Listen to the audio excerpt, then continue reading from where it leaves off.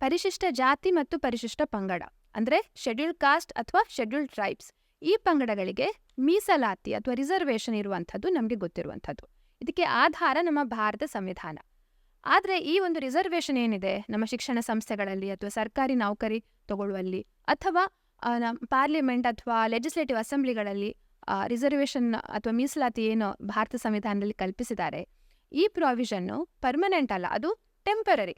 ಭಾರತ ಸಂವಿಧಾನ ರಚನೆ ಆಗುವಾಗ ಅಂದರೆ 1950ನೇ ಇಸ್ವಿಯಲ್ಲಿ ಇದು ಕೇವಲ 10 ವರ್ಷಕ್ಕೆ ಮಾತ್ರ ಸೀಮಿತ ಆಗಿತ್ತು.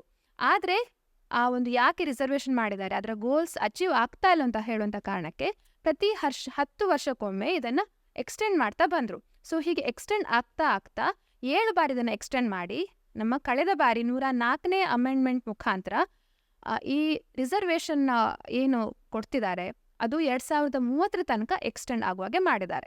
ಸೊ ಈ ಒಂದು ಪ್ರಾವಿಷನ್ ಏನಿದೆ ಅದು ಪರ್ಮನೆಂಟ್ ಅಲ್ಲ, ಆದರೆ ಎಕ್ಸ್ಟೆಂಡ್ ಆಗ್ತಾ ಇರುವಂಥ ಕಾರಣಕ್ಕೆ ಅದು 2030 ತನಕ ರಿಸರ್ವೇಷನ್ ಸಿಸ್ಟಮ್ ಅವೈಲೇಬಲ್ ಇದೆ.